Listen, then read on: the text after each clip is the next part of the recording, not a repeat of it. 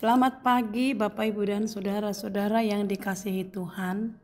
Kita bertemu kembali pada pagi hari ini, Senin tanggal 13 November 2023. Kita akan membaca firman Tuhan, namun sebaiknya kita berdoa. Marilah kita berdoa. Bapa di surga, terima kasih buat pagi ini. Kami percaya ini boleh terjadi karena kasih setia Tuhan dalam hidup kami. Terima kasih Bapa telah mengantarkan kami hingga pagi ini. Biarlah Tuhan berkat-Mu berlimpah dalam hidup kami sepanjang hari ini. Kami mau membaca firman-Mu, mendengarkan firman-Mu. Biarlah Roh Kudus-Mu mengajar kami untuk memahami firman-Mu ini. Dalam nama Yesus kami berdoa dan mengucap syukur kepadamu. Amin. Baiklah, kita akan baca firman Tuhan. Untuk kita tertulis dalam 2 Korintus 13 ayat 11. 2 Korintus 13 ayat 11. Demikian firman Tuhan. Akhirnya saudara-saudaraku, bersukacitalah, usahakanlah dirimu supaya sempurna. Terimalah segala nasihatku. Sehati sepikirlah kamu dan hiduplah dalam damai sejahtera.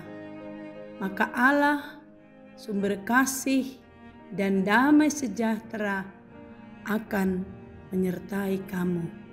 Demikian firman Tuhan.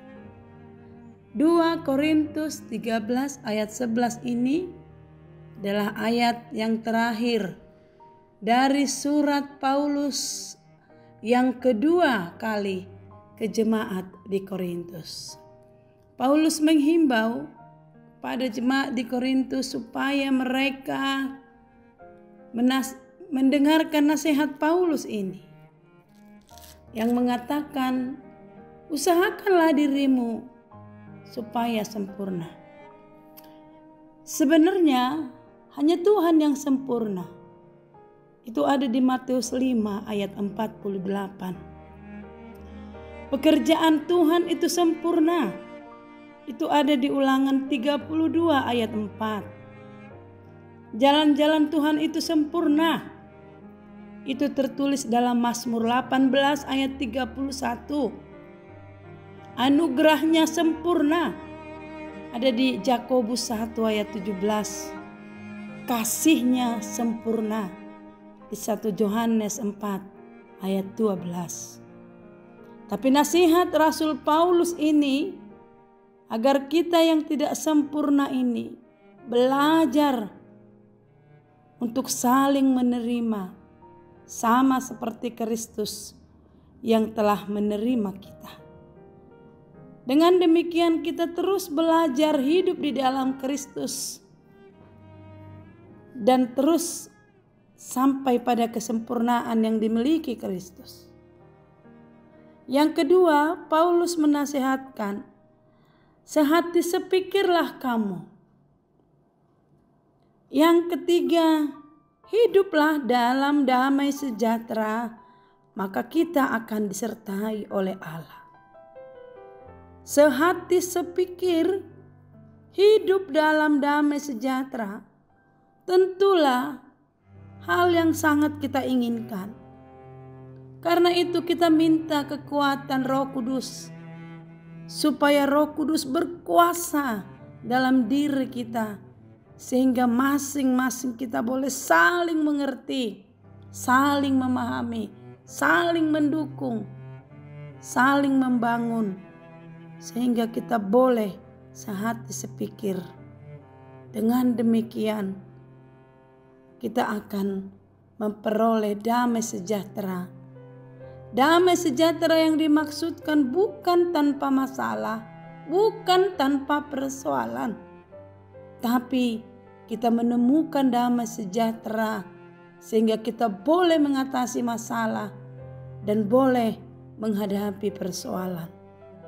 Bukankah masalah atau persoalan boleh saja terjadi setiap hari dalam hidup kita. Dia boleh datang tiba-tiba tanpa direncanakan. Namun nasihat Paulus untuk kita pada pagi hari ini, Bapak Ibu sekalian, marilah kita mengundang Roh Kudus-Nya Tuhan supaya kita dikuatkan untuk sehati sepikir dan mengharapkan damai sejahtera itu ada di antara kita. Tuhan memberkati kita pada pagi hari ini, Bapak Ibu dan saudara-saudara. Biarlah damai sejahtera ada di tempat pekerjaan kita masing-masing. Biarlah damai sejahtera ada di rumah tangga kita. Biarlah damai sejahtera ada di dalam perjalanan. Mungkin ada kita yang sedang dalam perjalanan menuju pekerjaan. Dan biarlah damai sejahtera Tuhan menyertai kita pada hari ini sampai selama-lamanya. Amin. Marilah kita berdoa. Terima kasih Bapa. Kami mengundang Roh Kudus-Mu di dalam hati kami, sehingga kami menjadi pelaku-pelaku firman-Mu. Dan biarlah damai sejahtera-Mu ada di hati kami masing-masing, sehingga kami boleh melakukan pekerjaan kami dengan baik. Terpujilah Engkau Bapa hari ini sampai selama-lamanya. Amin.